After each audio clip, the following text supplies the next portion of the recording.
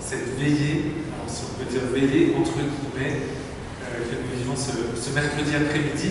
Nous aurions aimé pu le vivre ce soir pour être rassemblés plus largement, mais cette veillée de prière est filmée pour que les uns et les autres puissent suivre cette veillée plus tard lorsqu'elle sera mise en ligne sur le site de la paroisse et sur la chaîne YouTube. Alors bienvenue pour cette veillée de carême qui nous permet d'être accompagnés et de vivre ce carême de façon communautaire. Alors, le carême, c'est Dieu qui nous appelle à suivre de façon plus entière, plus radicale le Christ et de vivre notre baptême à fond, en nous laissant renouveler par son amour, renouveler par sa grâce. Et puisque nous sommes invités à prier, jeûner, partager, qui sont les trois axes, les trois piliers du carême, nous avons besoin aussi de nous appuyer les uns sur les autres. Parce que cet appel de Dieu est pour chacun d'entre nous, comme baptisés, mais cet appel retentit pour chaque communauté, pour l'Église tout entière et pour notre communauté paroissiale.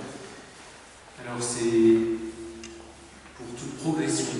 Voilà, nous savons individuellement, personnellement, que nous sommes bien limités, bien pauvres, bien faibles. Souvent, lorsque nous prenons des résolutions et faisons des efforts, nous mesurons combien c'est difficile de renoncer à nous-mêmes ou à un peu de nous-mêmes pour choisir davantage le Christ et choisir davantage nos frères. Mais c'est pour cela que nous allons, par cette veillée, essayer de prier ensemble et puis aussi nous laisser exhorter en écoutant la parole de Dieu, en écoutant un enseignement, en écoutant des témoignages. Et je remercie d'avance ceux qui ont accepté de témoigner. Témoigner n'est pas une chose facile, mais c'est un bel acte de foi et de fraternité pour livrer quelque chose de sa propre expérience de foi, pour aider les autres à avancer et à oser aussi le chemin de la foi. Alors pendant le temps du carême, il faut prier plus. Et pour prier plus, j'ai choisi, nous avons discerné avec l'AB et puis le conseil pastoral, choisi de parler de la Vierge Marie.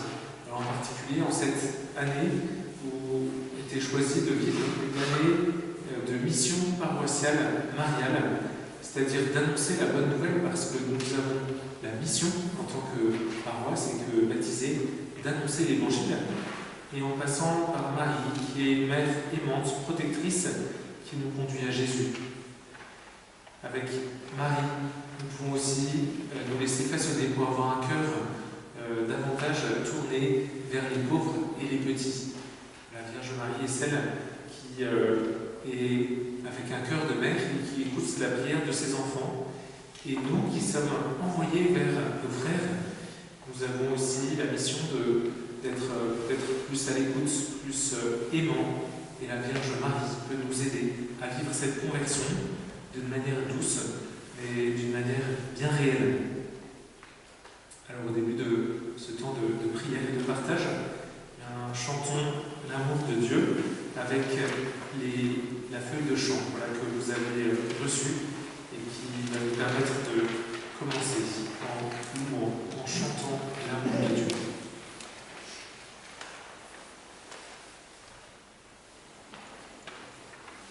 Amen.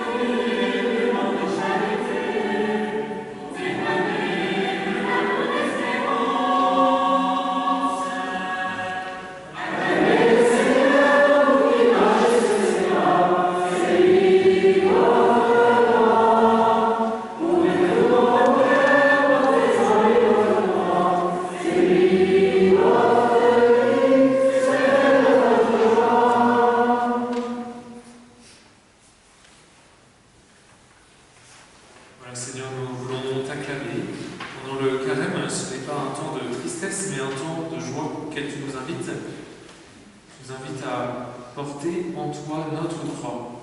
Porter en toi la croix de chacun des hommes, parce que toi-même as porté la croix pour porter toutes nos croix. Alors en ce temps de pénitence, nous pouvons faire mémoire, nous rappeler tous les lieux de combat de notre vie, tous les lieux de chute, et nous savons que tu es là, plein de miséricorde, que tu as vécu ta passion pour nous relever et pour nous donner force et courage. Alors nous te confions toutes nos intentions et nous portons avec nous celles de tous nos frères et sœurs les hommes.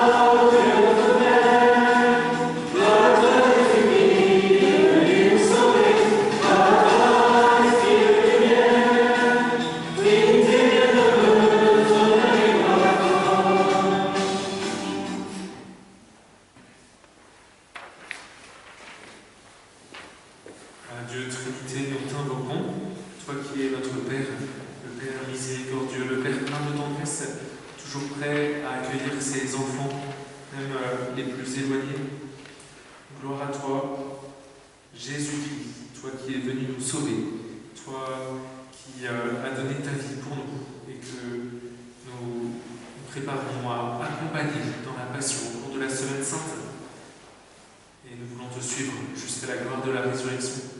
Gloire à toi, Esprit de lumière, toi qui es l'amour du Père et du Fils, toi qui nous es donné pour nous guider, pour nous éclairer, pour nous fortifier. Voilà, sans l'Esprit, nous ne pouvons rien. Alors, Père, Fils, Esprit Saint, toi, l'unique Seigneur, toi, la Trinité divine, nous t'invoquons, nous te chantons et nous demandons de recevoir ta grâce en ce temps. Aide-nous à te prier et à te chanter.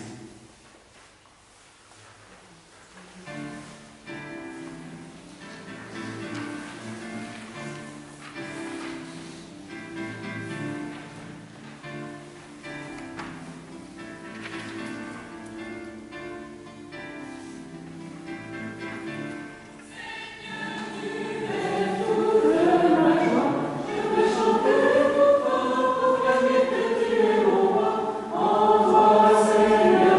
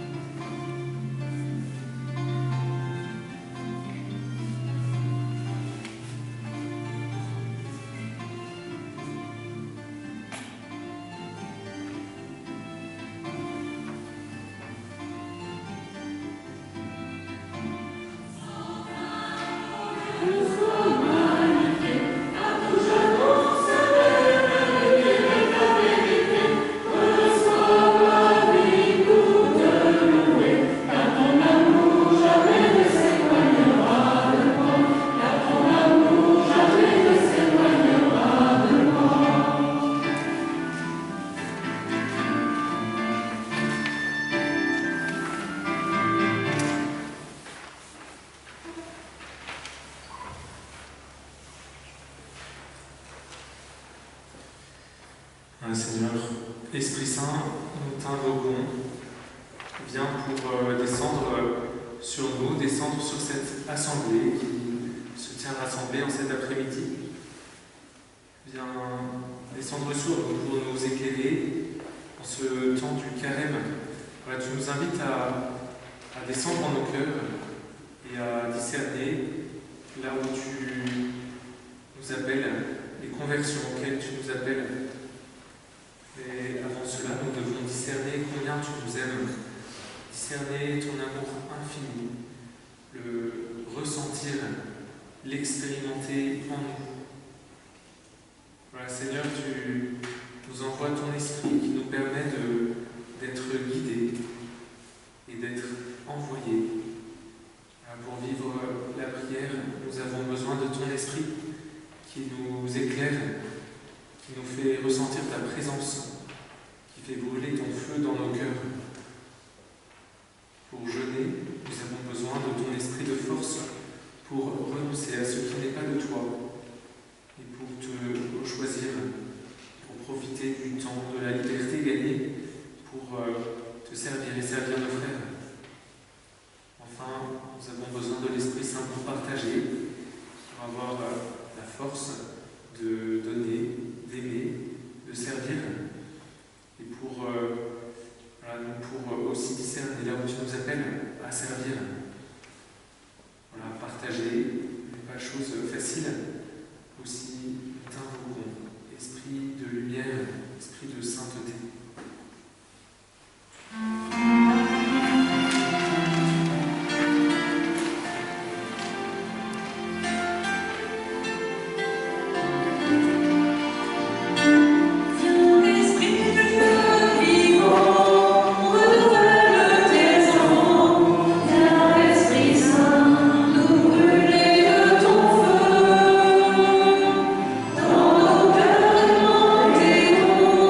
Sur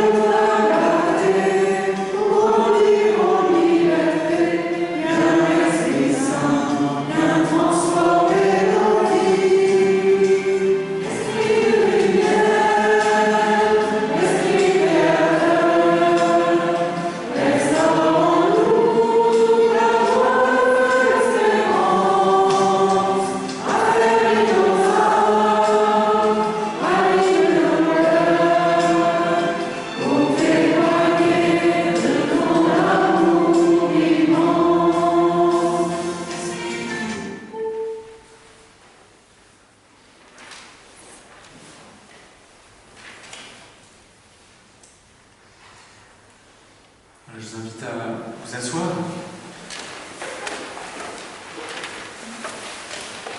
Et après cette entrée dans la prière, cette invocation de l'Esprit Saint, je demande aussi l'Esprit Saint pour trouver les bons mots pour donner cet enseignement autour du thème de cette première veillée de Carême.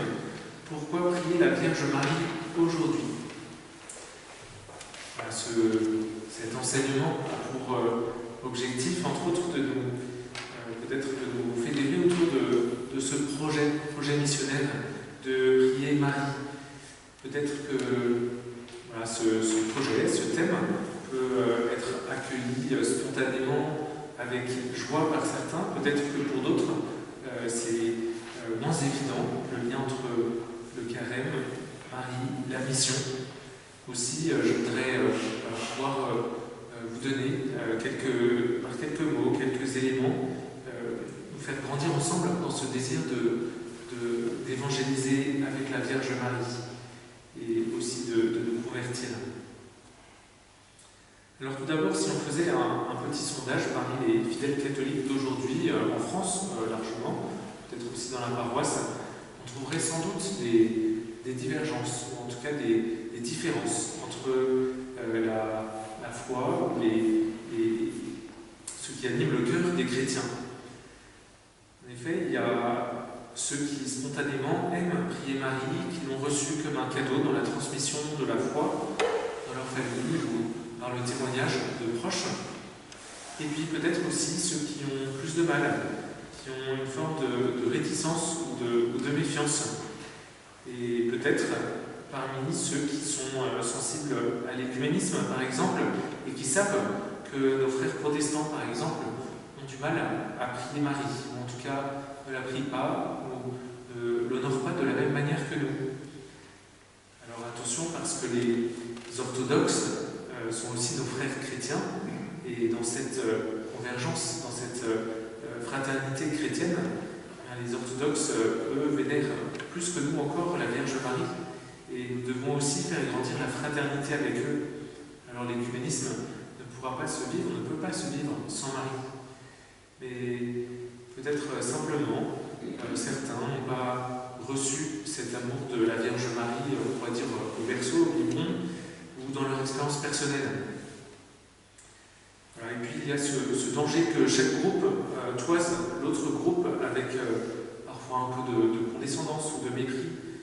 Ceux qui aiment Marie risquent de soupçonner les autres de ne pas être pleinement dans la communion catholique, et ceux qui ont des réticences peuvent aussi reprocher aux autres d'être peut-être plus dans la superstition, dans quelque chose de la foi du charbonnier, qui n'est pas la belle et vraie foi au Christ de l'Évangile. Alors frères et sœurs, je voudrais vraiment que toutes ces pensées qui peut-être nous habitent puissent tomber aujourd'hui, puissent tomber au cours de ce carême qui nous invite à la conversion.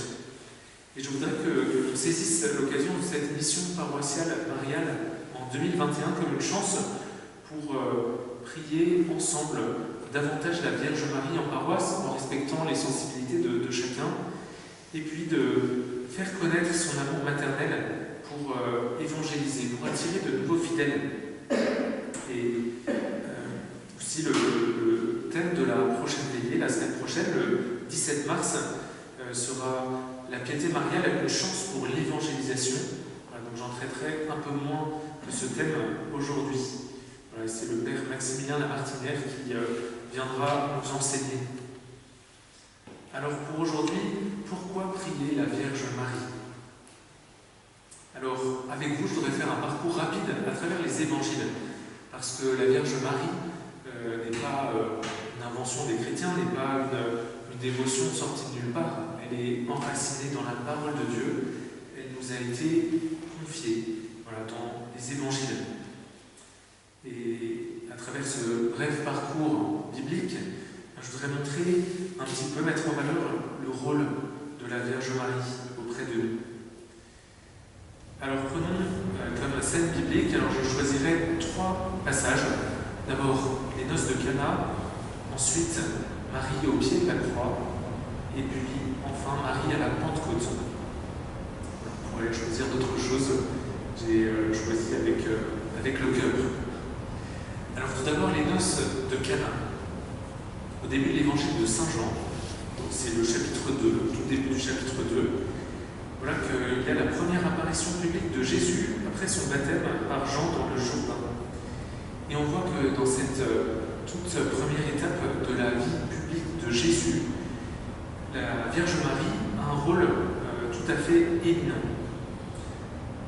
Jésus vient d'être baptisé, il est venu sur la terre pour inaugurer la nouvelle alliance en son sang, et il est l'époux qui vient à la rencontre de l'humanité, qui est l'épouse qui a besoin de son époux pour trouver son accomplissement, son achèvement, pour être relevé et sauvé.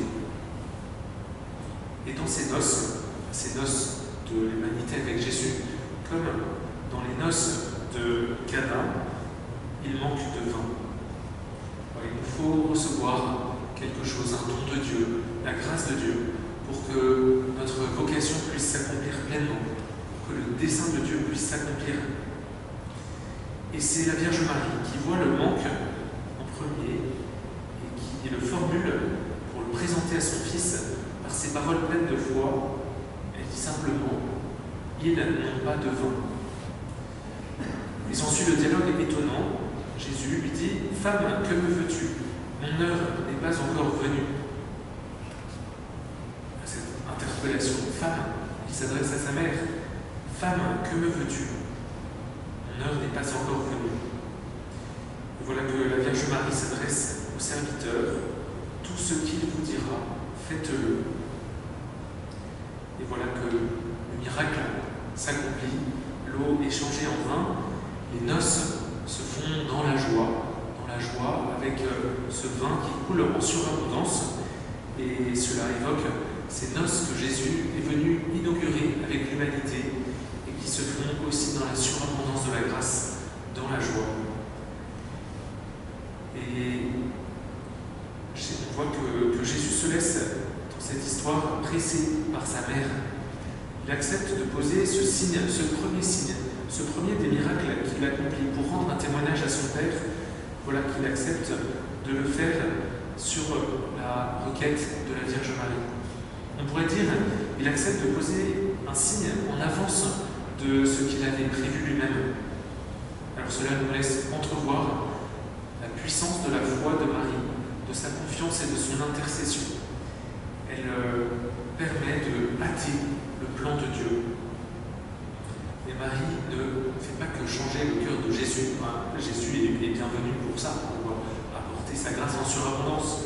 Surtout, elle fait grandir la foi des hommes qui osent écouter et obéir à Jésus sur la parole de Marie, en s'adressant aux serviteurs et en disant d'aller puiser l'eau, de faire tout ce que Jésus dira.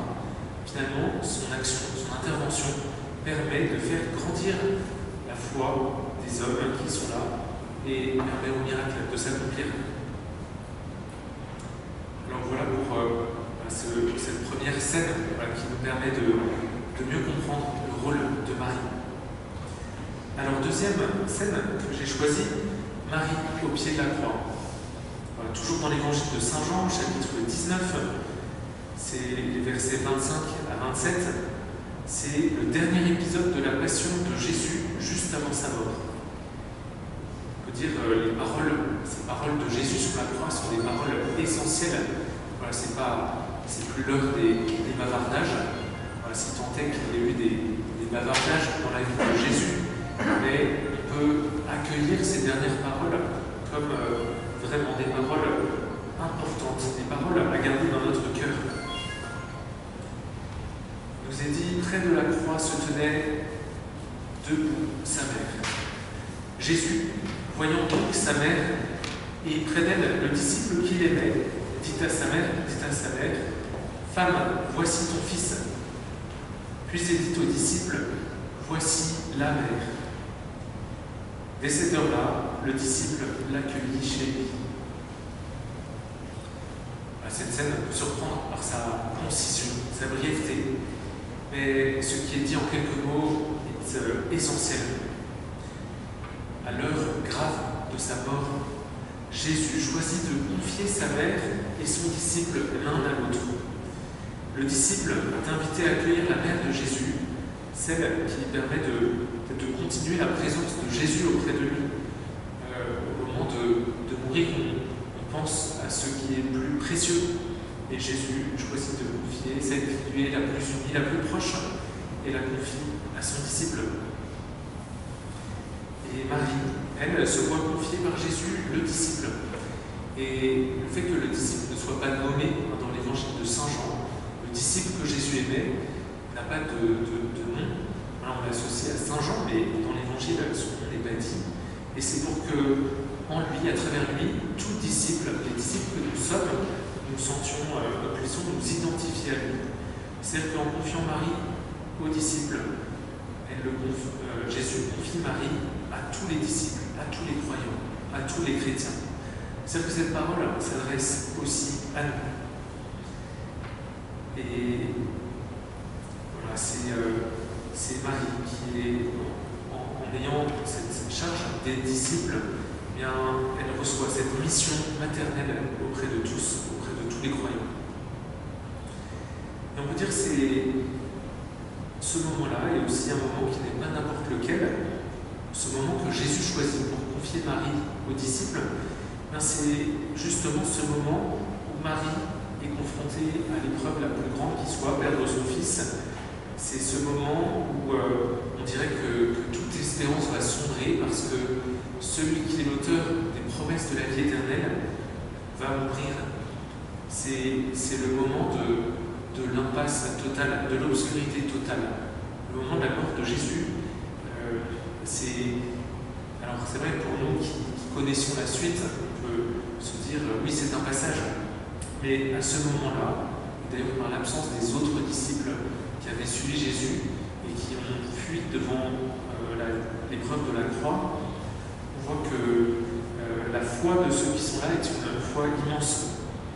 Eh bien Marie qui pourrait être effondrée, Marie qui pourrait être au cœur du gouffre et de l'abîme, reste debout au pied de la croix. Et Saint Jean précise bien qu'elle se tient au pied de la croix.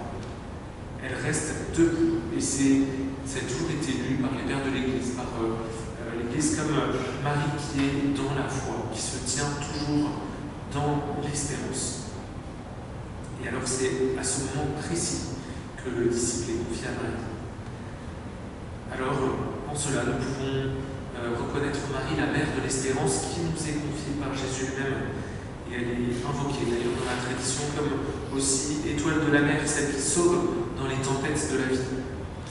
Alors on peut dire accueillir Marie chez soi n'est pas une option, mais une demande expresse de Jésus, même sa dernière demande, avant de se tourner vers le Père pour lui remettre son esprit. Enfin, troisième et dernier tableau, je devrais prendre Marie à la Pentecôte.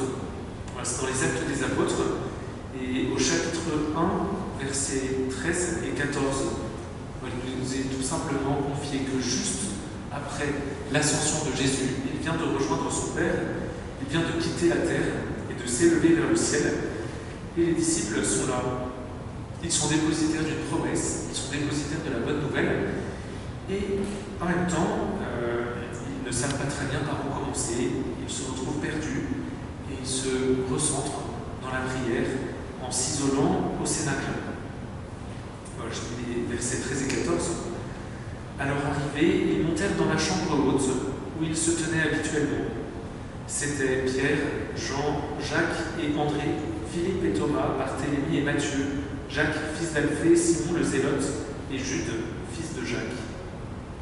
Tous, d'un même cœur, étaient assidus à la prière, avec des femmes, avec Marie, la mère de Jésus, et avec ses frères.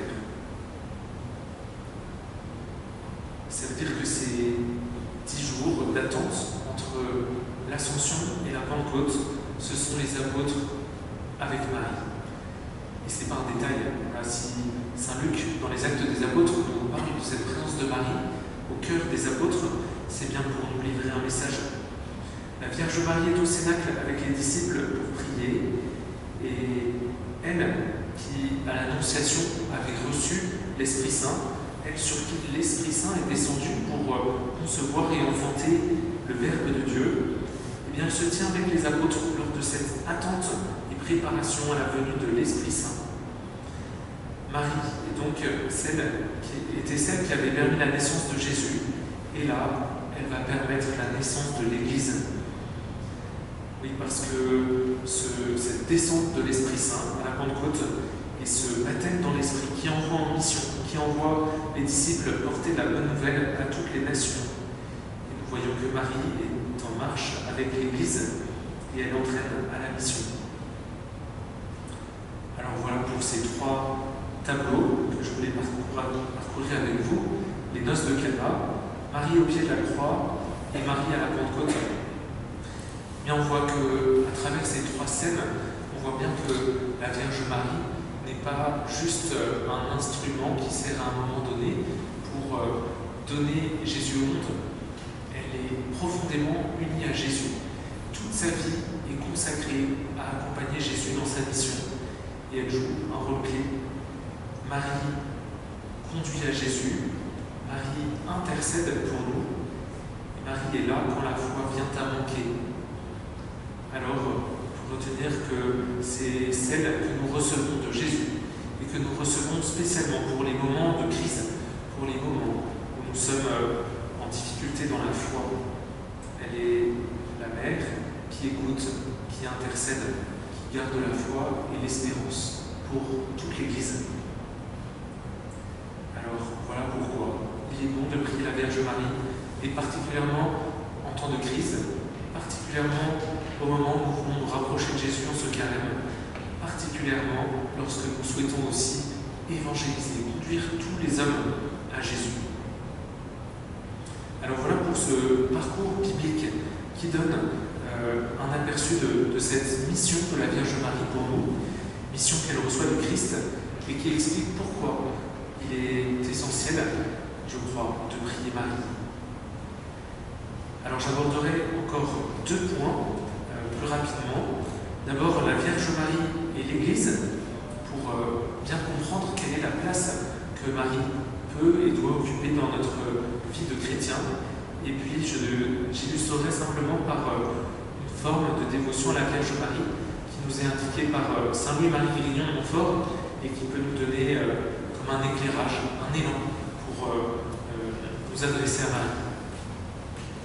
Alors d'abord, la Vierge Marie et l'Église.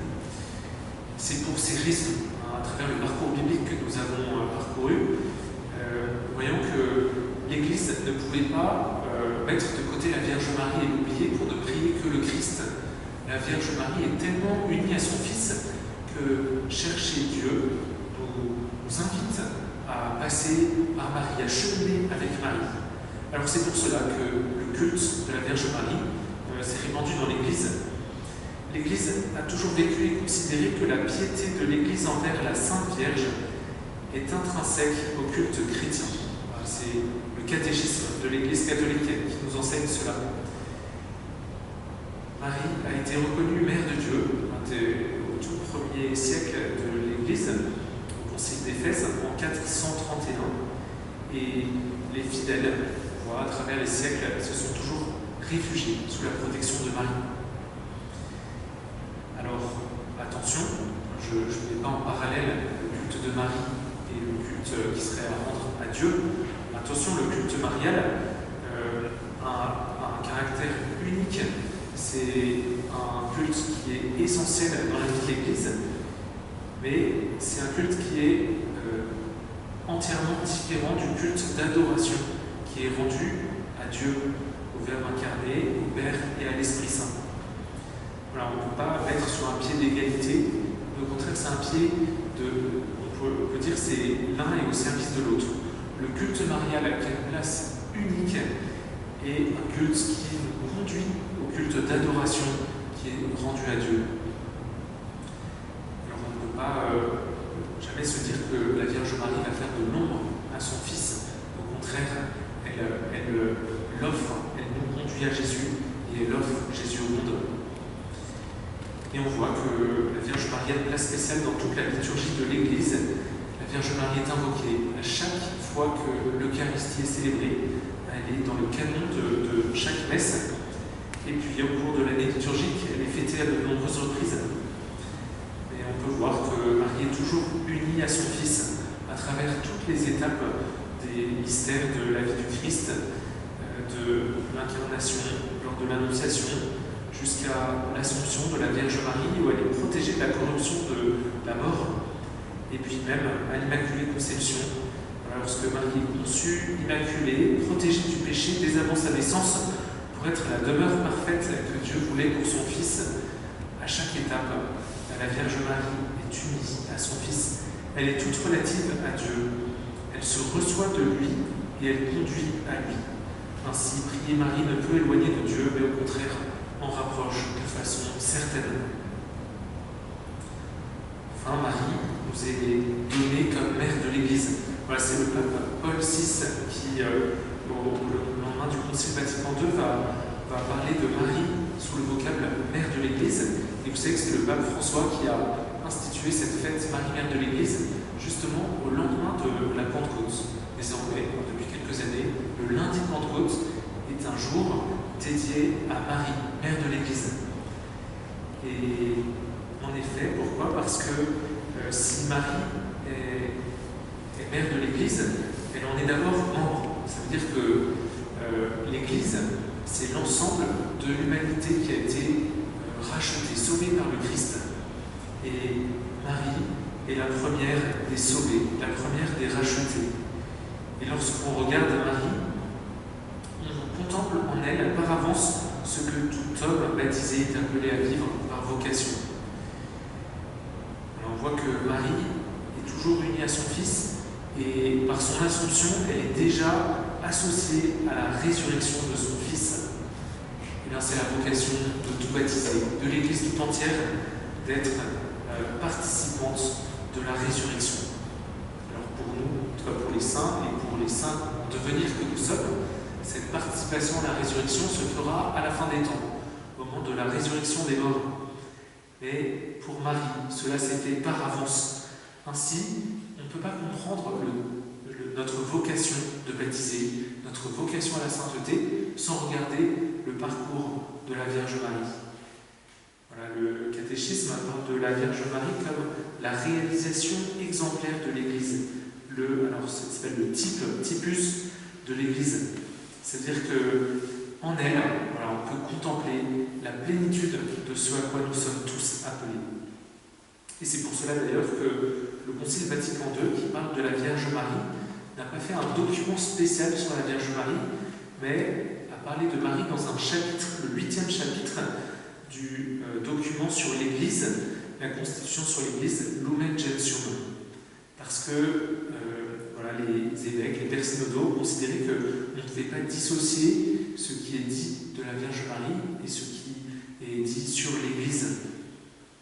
Voilà, et Marie est notre mère dans l'ordre de la grâce, parce que puisqu'elle a donné au monde son Fils et que le salut nous est venu par son Fils Jésus-Christ, on peut dire que le salut nous a été donné par les mains de Marie. Le salut est bien celui qui nous vient de Dieu par Marie. Et Marie n'a pas joué qu'un rôle accessoire. Elle n'est pas mère qu'au sens physique, elle est mère aussi dans la foi. Le fiat de Marie, le oui de Marie à l'ange Gabriel, qui porte le message de Dieu, c'est un acte de foi qui permet la rédemption et qui permet à tous les hommes d'être sauvés. Ainsi, toute grâce nous est donnée par le Christ qui a choisi de passer par Marie. C'est-à-dire que la source du salut est en Dieu, mais le canal de la grâce est en Marie. Alors c'est pour cela que nous invoquons Marie, médiatrice de toute grâce.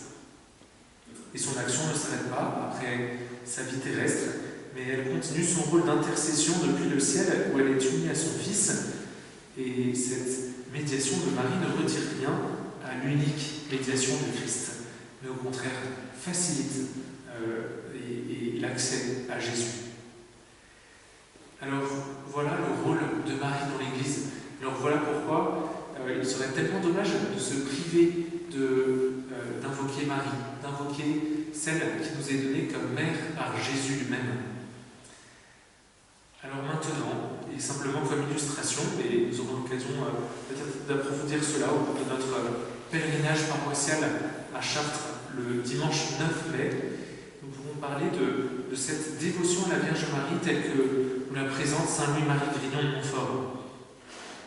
Voilà, il y a de multiples exemples de grandes dévotions mariales dans l'histoire des saints, et cela nous montre que aimer Marie est une aide sur le chemin vers le ciel. Mais la particularité de Saint Louis-Marie Grignon de Montfort est d'avoir été un grand évangélisateur, un grand apôtre de l'Ouest. Il est allé dans les campagnes de nombreux villages et villes de l'Ouest français, à la jonction du XVIIe et XVIIIe siècle, et il propose au cours de ses missions paroissiales une consécration à la Vierge Marie, plus exactement une consécration de soi-même à Jésus-Christ par les mains de Marie. Et il insiste sur le fait que la dévotion mariale est un chemin plus aisé, plus assuré pour trouver Jésus-Christ. Il dit que Dieu, qui a voulu passer par Marie pour se donner aux hommes, veut que les hommes passent par Marie pour rencontrer son Fils et aller à Dieu. Saint Louis-Marie enseigne que Marie est le moule de Dieu, c'est-à-dire qu'en elle, en son sein, Jésus a été façonné.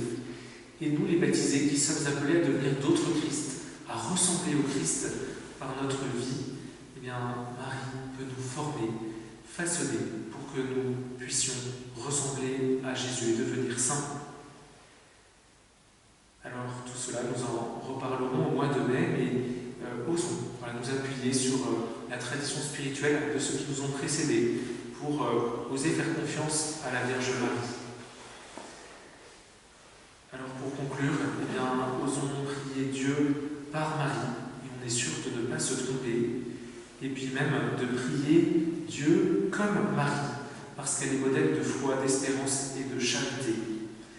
Et prier Marie aujourd'hui, eh bien, je crois que c'est profondément d'actualité, parce qu'il est bon de prier Marie dans les difficultés et dans cette pandémie, dans cette crise mondiale qui est si douloureuse pour tant de pays, tant de personnes, tant de familles qui sont éprouvées dans leur santé, éprouvées dans leur espérance, éprouvées aussi dans leur vitalité. Alors, osons nous confier à Marie, nous confier les uns les autres à Dieu par les mains de Marie. Et puis, puisque nous sommes envoyés en mission, osons aussi témoigner de l'amour maternel de Marie auprès de nos frères et sœurs qui peut-être ne sont pas là le dimanche avec nous à l'église, mais qui peut-être au fond de leur cœur ont une foi bien vivante. N'ayons pas peur d'aller à la rencontre de la foi de nos contemporains et d'oser leur annoncer l'amour maternel de Marie qui nous conduit à Jésus. Peut-être que la Vierge Marie peut nous enseigner à vivre la compassion, l'écoute, pour aller vers ceux qui ont le plus besoin et prendre du temps avec eux, être attentif, et puis pour pouvoir ensuite porter leurs prières et les présenter à Jésus par Marie. Voilà, n'ayons pas peur de vivre toute cette démarche, et vous verrez que dans les semaines qui viennent, nous serons invités à vivre tout cela en paroisse, à oser rencontrer nos proches, nos voisins, pour peut-être écouter leurs difficultés, leurs épreuves, et proposer de les confier à Jésus par Marie. Et nous allons essayer de rendre plus visible cette dévotion à la Vierge Marie dans nos églises, avec bientôt des autels qui seront davantage mis en valeur pour déposer toutes nos prières, nos intentions, peut-être des fleurs, pour pouvoir dire plus simplement à Marie que nous l'aimons et que nous avons confiance en elle pour nous guider vers Jésus. Voilà, nous allons essayer de rendre plus visible cette foi vivante. Voilà, je vais m'arrêter ici et je vous invite à poursuivre les prochaines étapes de notre parcours de carême avec la semaine prochaine. Donc, faire confiance à la Vierge Marie qui nous aide à évangéliser, avec le Père Maximilien de Martinière. Et puis dans 2 semaines, nous parlerons plus largement avec Marie de de celui qui a été donné à ses côtés, Saint Joseph, voilà, et dont le pape nous recommande tout spécialement la prière cette année. Voilà, tout de suite, j'invite deux témoins qui ont accepté, et je les remercie de venir témoigner de la place de la Vierge Marie dans leur expérience de foi, dans leur expérience d'église.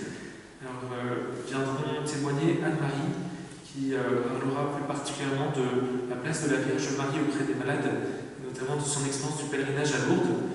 Et puis ensuite, Hervé, qui nous parlera de la place de la Vierge Marie, en particulier lors de pèlerinage à Medjugorje, et de parler du fruit de ce pèlerinage marial dans la vie de ceux qui prient la Vierge Marie.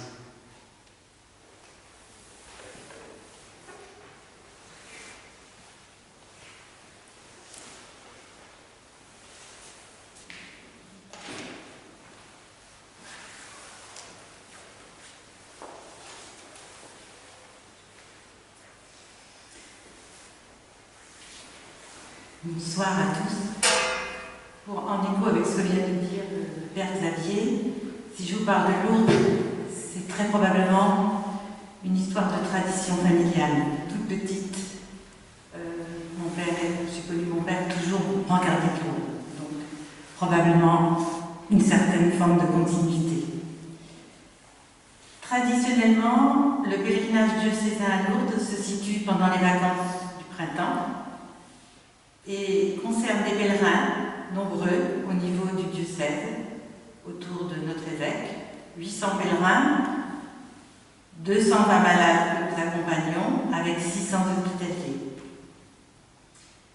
Ces malades, la moitié à peu près, sont en institution toute l'année, bien sûr. Comme l'année passée, cette année encore, à notre grand regret, pour les raisons sanitaires que vous connaissez et subissez, nous ne pouvons proposer aux malades de les accompagner encore. Alors, en lien avec eux, nous sommes invités à partager le chapelet à la grotte tous les jours à 15h30 en nous branchant sur Radio Notre-Dame ou sur KTO. Venir à Lourdes, vivre un pèlerinage, c'est avant tout vivre la rencontre avec Marie, avec les malades et les hospitaliers dans les pas de Bernadette, une toute jeune fille de 14 ans, que tous vous connaissez, probablement. Le récit des 18 apparitions entre Marie et Bernadette nous donne des clés pour vivre et partager ce temps de rencontre fraternelle, assez unique, que l'on ressent tous à Lourdes, pèlerins malades, pèlerins hospitaliers, frères et sœurs de toute culture et de tous âges. Comment s'est comportée la Vierge Marie avec Bernadette? D'abord, Marie s'adresse à une toute jeune fille, une ado, on dirait maintenant, qui ne sait pas lire, qui n'est pas encore catéchisée, de santé très fragile. Elle ne connaît qu'une seule prière, le chapelet. Marie se fait voir au creux d'un rocher, dans un endroit sombre, au bord du Gave, où les pauvres se rendent pour chercher du bois mort pour l'hiver. Et la dame, selon les dires de Bernadette, vient l'illuminer de sa lumière. À ce moment-là, Bernadette l'appelle Achéro. Elle ne sait pas quelle est cette dame. Cette belle dame est de petite taille, comme elle. Elle lui parle peu. C'est le temps de l'apprivoisement.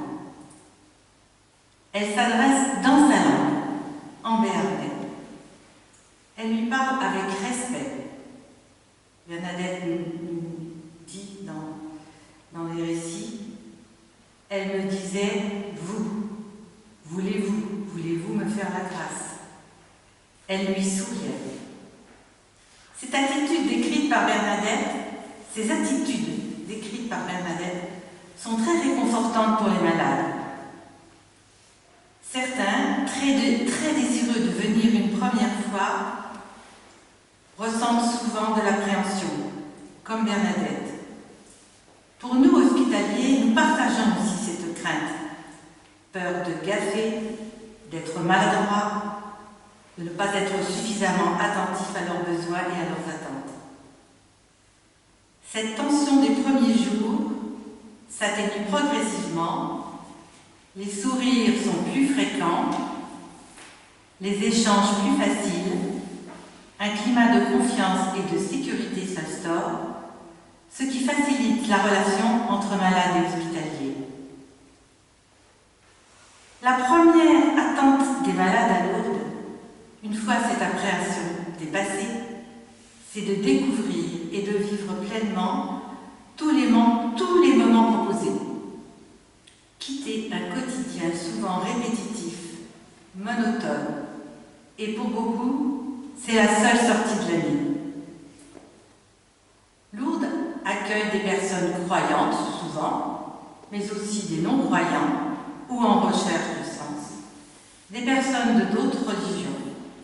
Je me souviens, pendant 2 ans, on a accompagné une jeune femme musulmane qui est venue avec 3 de ses enfants, dont 2 en mauvaise santé. Tous de conditions sociales très différentes. Je ne sais pas si vous avez vu le film documentaire sur Lourdes, mais c'est un très bon reflet justement de cette diversité de gens de tout âge, de tout style. C'est assez impressionnant.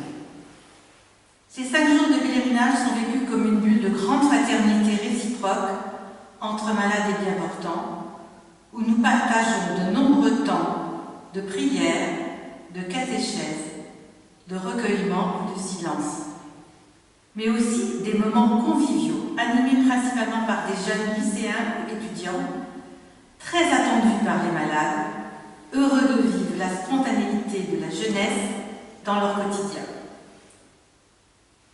C'est parfois à la suite de célébrations que certaines personnes nous confient ce qu'elles demandent à Marie. La force de vivre l'épreuve de la maladie, la perte d'autonomie, leurs inquiétudes sur leur devenir. C'est aussi souvent l'occasion d'un échange, d'une invitation à prier l'un pour l'autre. Le malade, l'hospitalier, le malade. Et ce sont souvent des moments très forts. Comme tout pèlerin, les malades sont aussi très attachés aux différents lieux du sanctuaire et sont désireux de vivre pleinement tous les instants qui sont proposés. Bien sûr, la grotte, où l'on sent battre le cœur de Lourdes, grand lieu de silence et de recueillement. Le passage sous le rocher, devenu tout lisse par le toucher de millions de mains, ce rocher où Marie est apparue à Bernadette, nous renvoie à Jésus-Christ, à l'Évangile. Bâtir notre vie sur le roc, il est notre rocher.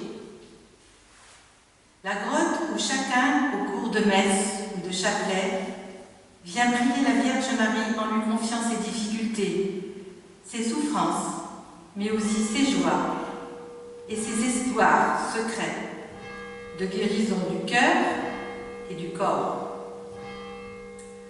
À côté de la grotte, le circuit de l'eau, de la source où la Vierge a dit à Bernadette « Allez boire à la fontaine ». Cette eau qui nous rappelle notre baptême, symbole de purification, qui prend un sens encore plus fort pour les malades.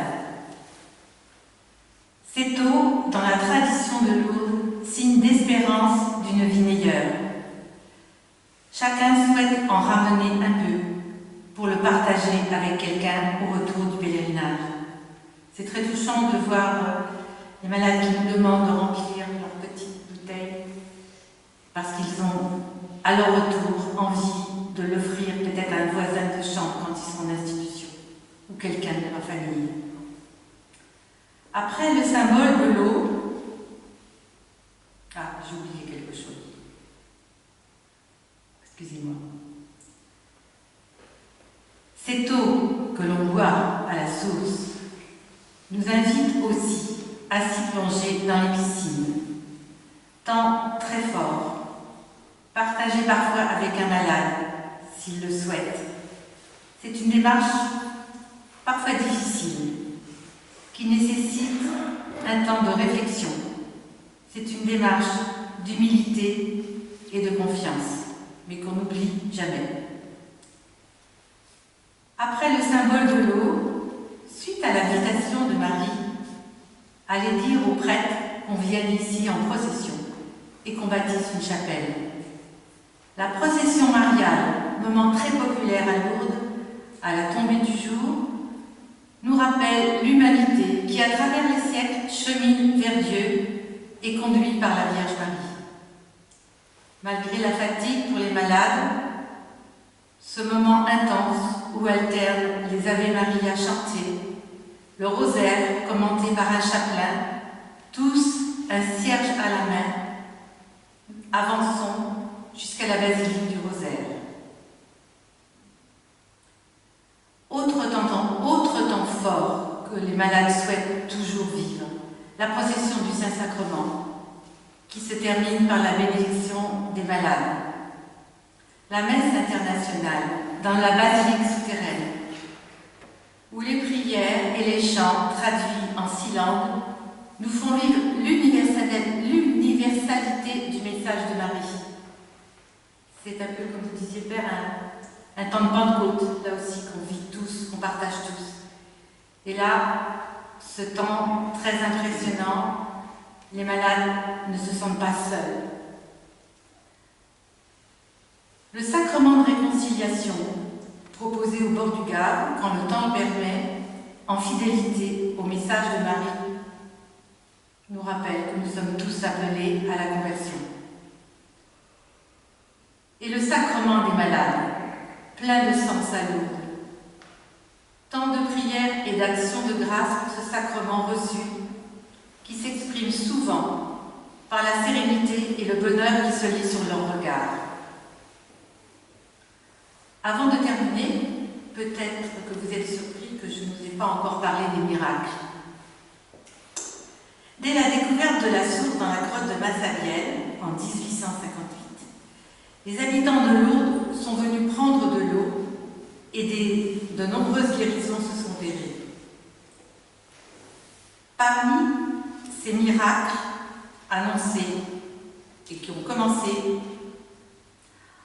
70 seulement ont été proclamés par l'Église suite à une enquête de plusieurs années faite par le Bureau des constatations des médecins.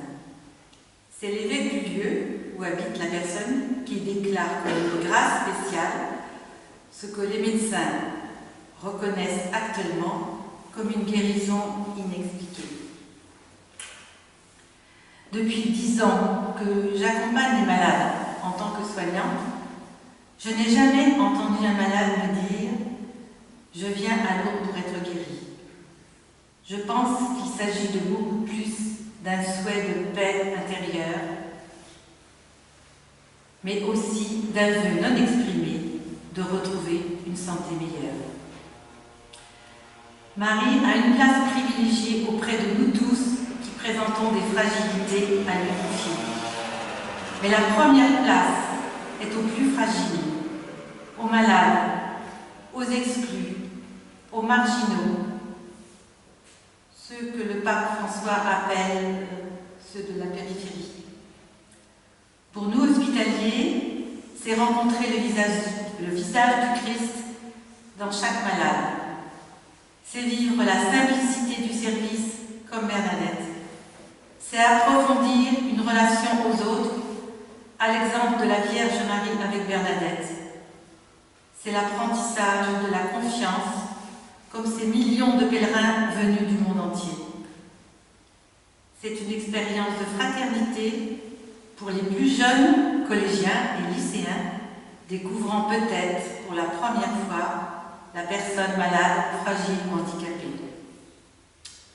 Mais pour les malades que nous accompagnons, Marie est une mère pleine de compassion, de tendresse, qui leur donne la force et le courage de repartir là où ils vivent.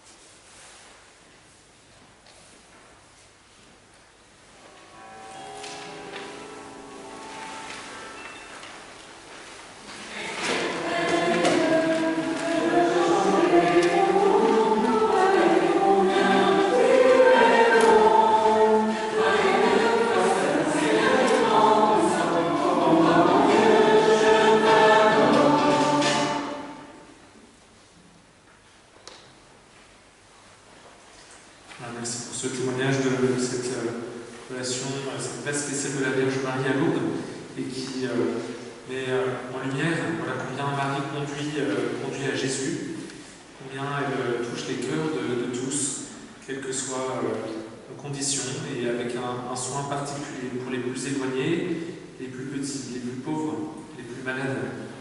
Et elle rassemble l'Église en convoquant tous pour venir prier à la grotte et former cette Église qui est fondée par le Christ et qui nous conduit au ciel. Merci pour ce premier témoignage. J'invite maintenant Hervé. Merci de votre témoignage.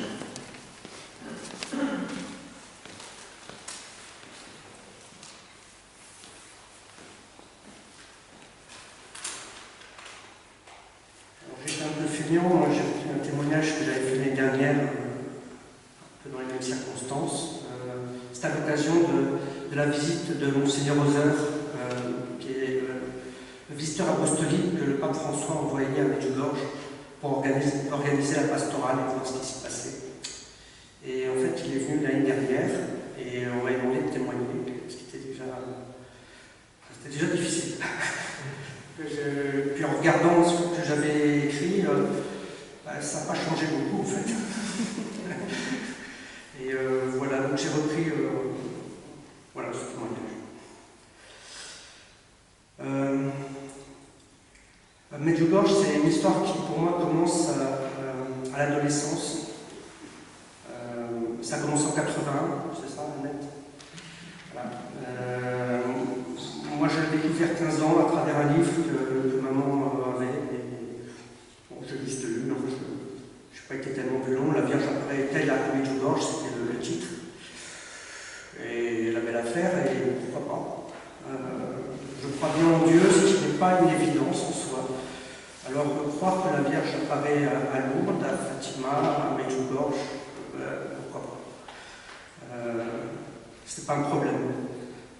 Sauf que cette histoire-là, elle est quand même contemporaine.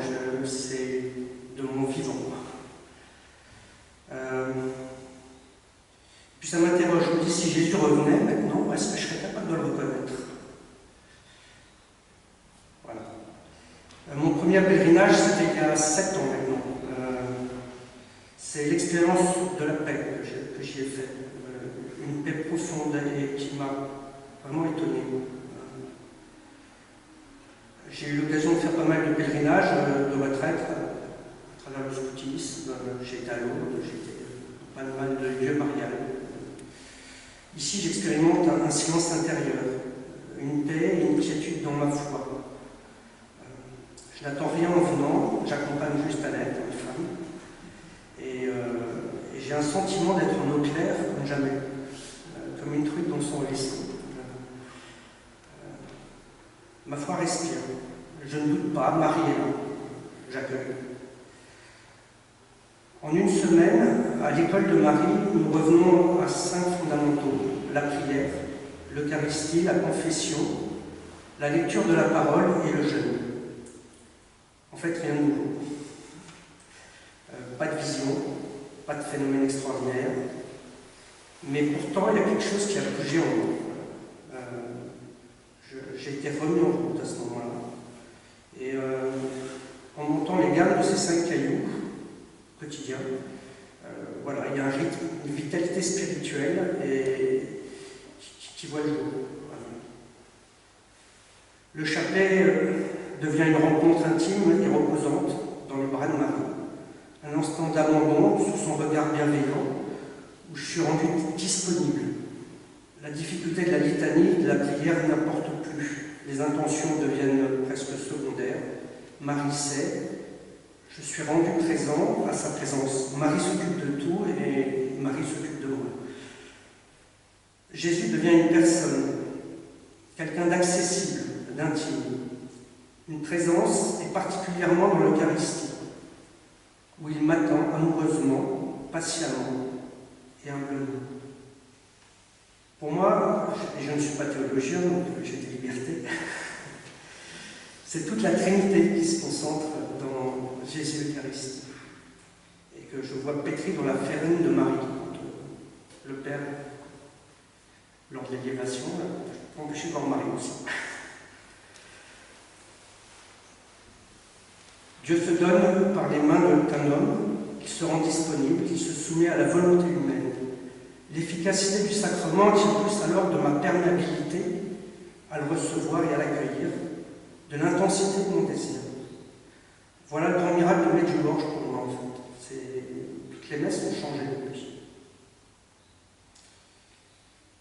L'adoration devient un temps de contemplation amoureuse, où Dieu languit de moi, de mon amour, et il me dort, et moi je veux l'attendre. La confession régulière devient un chemin simple d'humilité et une grâce de libération, une douche salvatrice et bienfaisante, un ressourcement où je suis remis à neuf. Le jeûne n'est plus un régime morbide, mais un moyen d'action efficace au service de la prière. Et la parole de Dieu, une amie au quotidien. Depuis, on a la Bible ouverte à la maison, régulièrement, on a l'occasion de lire, en plus du priant d'église. Voilà pour moi l'essentiel d'extraordinaires miracles dans l'ordinaire de ma vie, qui s'est produit suite à ce pèlerinage au Medjugorje.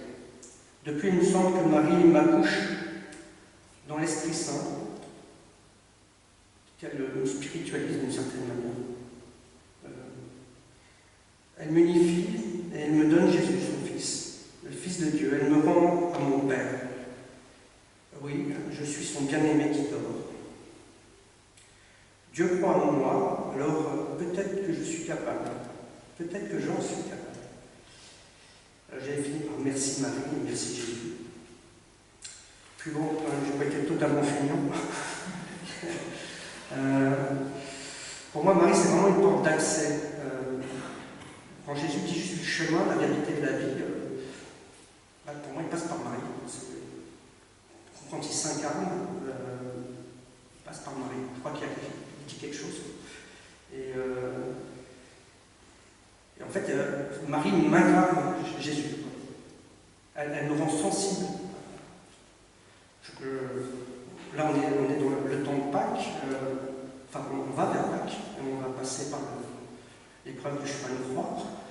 Et souvent, en fait, j'ai une insensibilité, je trouve, face aux souffrances de Jésus sur la croix. Il y a quelque chose de... Je ne sais pas si je le vois trop Dieu, mais par contre, je pense à Marie, à ce que ressent Marie en voyant son fils torturé, frappé, humilié, tué. Là, tout d'un coup, il y a quelque chose de sensible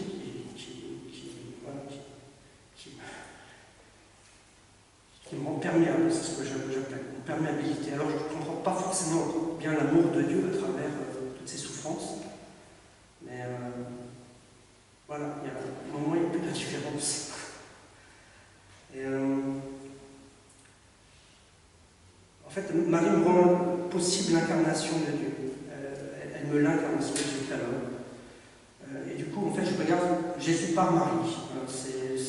C'est ma façon d'aller vers lui. À chaque instant de sa vie.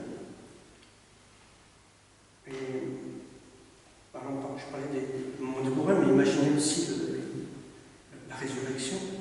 La résurrection par le regard de Marie qui a. Ça peut être fantastique. Et comme on marche vers la résurrection, voilà, merci Marie, merci Jésus pour Marie, merci Dieu. Voilà ce que j'avais à dire. Alors, ça n'est pas une démonstration sur les apparitions de Toulouse, c'est encore un moment. Mais voilà, j'ai aimé beaucoup. Peut-être à chaque jour, pour moi c'est peut-être le moment à me dire.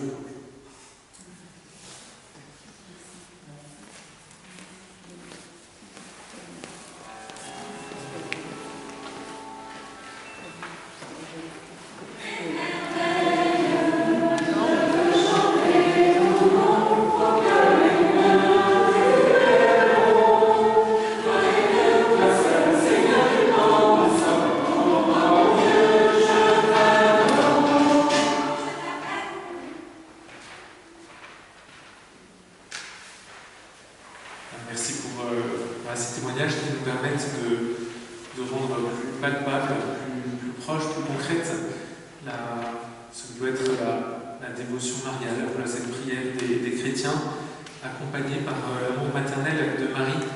Et je crois que ces paroles que vous nous offrez comme un cadeau et comme partagé, un don de Dieu que vous avez reçu de Marie, par Marie, nous permet de nous encourager les uns les autres et nous stimuler, nous donner envie de cheminer aussi avec Marie dans notre chemin de foi.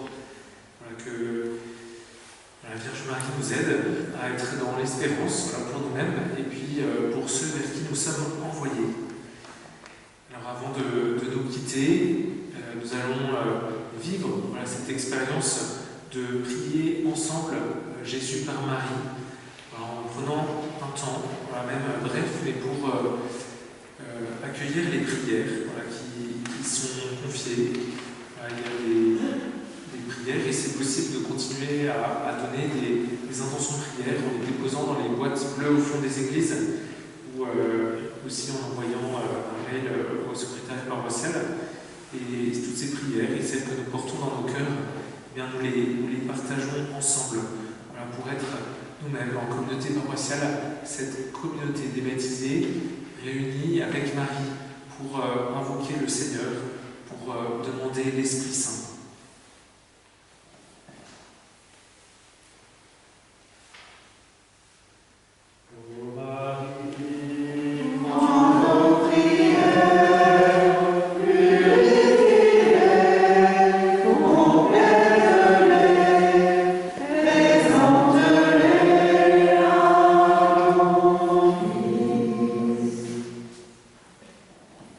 Je demande de prier pour André, qui est très affaibli et qui s'étouffe, et il ne s'alimente que par perfusion et ne peut plus avaler ni parler. Que Dieu et la Vierge Marie le soutiennent et lui donnent la guérison. Je demande de prier pour ma maman qui a toujours mal au dos, qui perd ses forces avec le grand âge. Elle est très courageuse et volontaire. Que Dieu la bénisse, et je demande que son fils Pascal reprenne contact avec elle, car elle n'a plus de ses nouvelles depuis 8 ans. Que Dieu et la Vierge Marie lui donnent toutes ses grâces.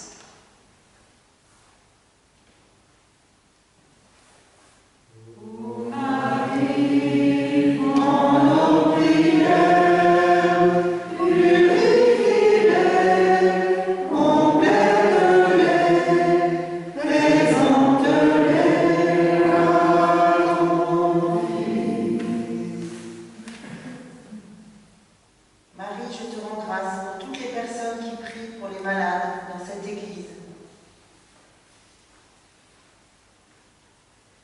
Nous te prions pour la paix entre parents et enfants, malgré les blessures de chacun.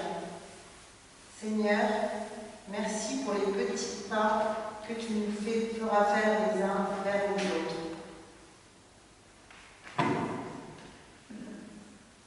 Prions pour les jeunes en recherche de sens à leur vie et pour ceux qui attendent de fonder un foyer chrétien.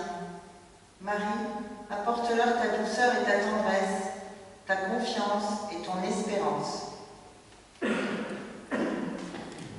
Ô Marie, en nos prières, purifie-les, complète-les,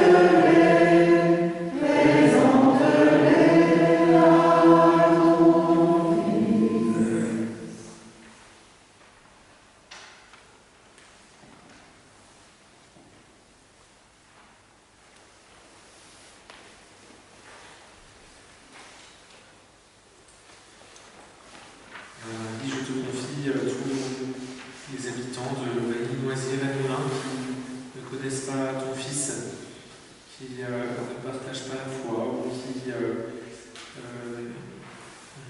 une foi enfouie, qui ne demandent qu'à être réveillés. Marie vient toucher leur cœur et aider à se tourner vers Jésus, à rayonner de cet amour. Sainte Vierge Marie, je te confie aussi Fleur, qui se prépare à être baptisée à Pâques, et avec elle tous les catéchumènes qui, à travers le monde, se préparent à recevoir la grâce du baptême pour être transformés, sanctifiés, pour devenir à leur tour des témoins de ton amour. Marie, nous te confions notre paroisse, nous te confions tous les fidèles qui cherchent à aller vers le Christ en ce temps de carême, à se laisser renouveler. Viens relever chacun par la grâce de ta miséricorde, de la miséricorde du Père, que chacun pourra recevoir. Aide-nous à cheminer dans l'unité, dans la confiance, en nous appuyant les uns sur les autres. Ô Marie,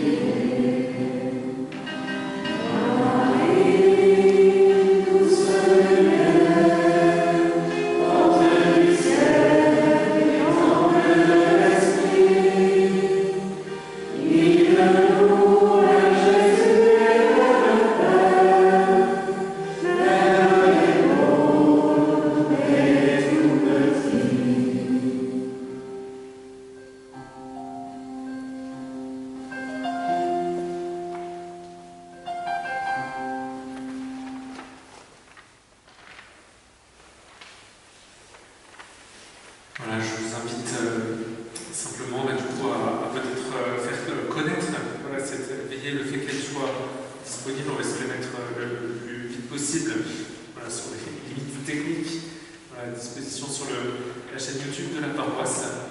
Et puis, continuons ce chemin. Alors, pour ce chemin, puisque le chemin du carême n'est pas qu'un temps de prière et puis voilà, n'est pas que des étapes comme ça de mercredi en mercredi, je propose, voilà, ceux qui le veulent, peut-être de mettre en œuvre, voilà, ce que nous avons vécu pendant la semaine. Et alors j'invite à poser un acte de charité en visitant, contactant une personne touchée par une épreuve. Voilà, ça peut être tout simplement quelqu'un d'isolé, voilà, de proche, de plus loin, et prendre peut-être vivre cette visite ou ce contact comme une visite avec Marie, voilà, pour aller à la rencontre, voilà, elle qui nous invite à suivre son Fils pour aller à la rencontre des autres. Je vous invite aussi à porter tout particulièrement dans la prière, et peut-être la prière mariale, l'intention, voilà, que vous pourrez recueillir de cette personne que vous visiterez, et puis d'essayer au cours de cette semaine de prendre un temps supplémentaire de prière, peut-être vivre un chapelet, un temps d'adoration, un temps spécial, voilà, pour porter cette démarche missionnelle et d'intercession. Voilà, et en sortant de l'église, vous pourrez trouver une corbeille pour, si vous souhaitez participer à l'œuvre de carême vécue en communauté paroissiale, et au profit de l'œuvre de Mère de Miséricorde. Voilà, cette œuvre qui soutient les familles, les personnes qui sont confrontées à des épreuves au moment de l'accueil de la vie. Et puis, tout de suite, recevez la bénédiction du Seigneur et la possibilité ensuite de chanter la prière d'abandon du Père de Foucault, voilà, de Charles de Foucault, qui nous porte pour vivre cet abandon, parce que tout est l'œuvre de Dieu en nous, et tout notre travail, c'est de nous rendre disponibles à la grâce. Voilà, j'en profite pour remercier tous ceux qui m'aidaient à préparer cette veillée de prière, en particulier les membres de l'EAP qui sont très, très actifs et très dynamiques, voilà, surtout en cette période bien dense. Et puis merci aux membres aussi du conseil pastoral, qui ont aidé à réfléchir, à discerner, à solliciter des témoins, voilà, pour nous porter dans notre démarche. Le Seigneur soit avec vous. Et que Dieu Tout-Puissant vous bénisse, le Père, le Fils et le Saint-Esprit. Allez dans la paix de Christ.